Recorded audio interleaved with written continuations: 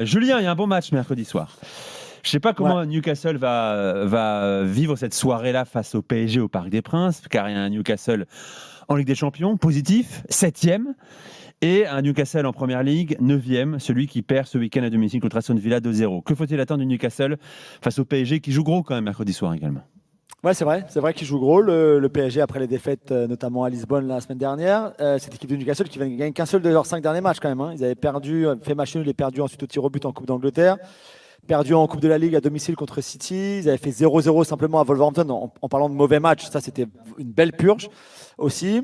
La victoire contre le PSV Eindhoven en Ligue des Champions la semaine dernière, 3-0, qui était un petit peu le seul rayon de soleil de cette période très compliquée quand même pour Eddie Howe et son équipe. Et donc la défaite d'hier contre Aston Villa, une défaite où ils ont pas mal joué, sincèrement. Ils ont de grosses occasions. Le match aurait très bien pu tourner en leur faveur aussi.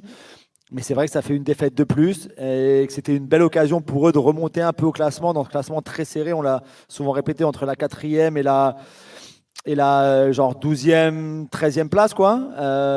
Et c'est pas le cas. Ils restent 9e du championnat. Ils sont en général plutôt bons à domicile et plutôt moins bons à l'extérieur. Alors en Ligue des Champions, c'est pas trop le cas, mais ça dépendait aussi beaucoup de ton calendrier.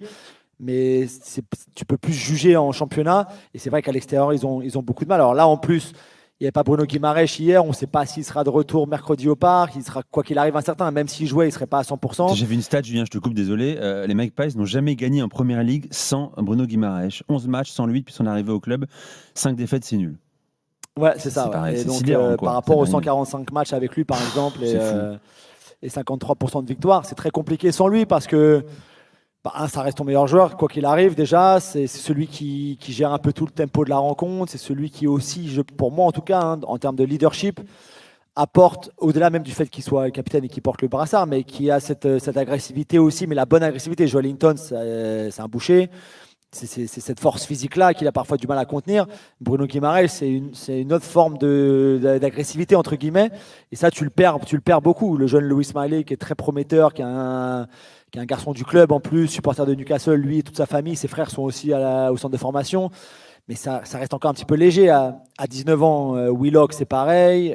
Donc c'est compliqué. Si tu n'as pas Bruno Guimaraes, si tu n'as pas Joelinton, qui s'est aussi un peu blessé hier, Tonali, qui n'est pas à 100%, ton milieu de terrain, qui est ta force principale, plus que tes deux ailiers, plus que Wissa ou Voltemade, ou ta défense, qui elle aussi est décimée par les blessures, puisqu'il n'y aura pas Cher. Dan Burn est revenu sur le banc hier, mais je ne sais pas s'il sera apte à jouer mercredi non plus.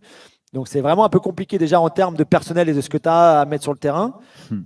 Et également dans ce que tu peux apporter avec le jeu. Alors là où ils seront très forts, c'est parce qu'ils ont des ailiers qui sont très bons en ce moment, Gordon et Barnes, qui ont encore été très bons hier, même si ça manque une fois encore d'efficacité, mais c'est très bon notamment en Ligue des Champions. Donc ce sera Hakimi, enfin je ne sais pas qui seront les latéraux du PSG, mais ce sera à eux de défendre. Le ballon va très vite sur les côtés, c'est une équipe qui joue à la base de toute façon beaucoup sur les côtés. Hier, il y a encore 35 centres, je crois, contre Aston Villa, donc être prêt aussi à défendre ces situations-là, de ballons qui arrivent soit des latéraux qui centrent, soit des ailiers qui centrent. Ça peut aller très vite vers l'avant aussi en transition. Mais normalement, par rapport à ce qu'on voit de Newcastle ces dernières semaines, plus malheureusement pour eux, tous les blessés qu'ils ont, le PSG reste favori au parc sur ce match-là, qui sera très important pour les deux équipes d'ailleurs, parce que Newcastle pourrait sortir du top 8 aussi. Exactement. Alors, qui devant? C'était Yohan Wissa ce week-end face à Aston Villa. Voltemade remplaçant. Qui tu penses pour occuper la pointe de l'attaque Newcastle demain? Le problème, c'est, alors ce qui est assez fascinant déjà, c'est que c'est deux profils complètement différents. Et le mieux, en fait, on en avait déjà un petit peu parlé avec Polo, ce serait de les faire jouer ensemble. Le problème de les faire jouer ensemble, hein, Voltemade plus en 10, on va dire, et Wissa, lui, en pointe dans son rôle habituel, c'est que tu bouleverserais ton milieu de terrain finalement. Donc, il y aurait un de Joelinton, Tonali et Bruno qui devrait sauter déjà. Tu passerais à un double pivot d'un milieu à 3 à un double pivot.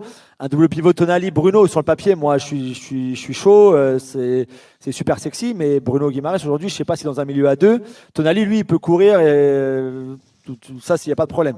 Bruno, aujourd'hui, je ne sais pas s'il est physiquement capable de faire ce travail-là à 2.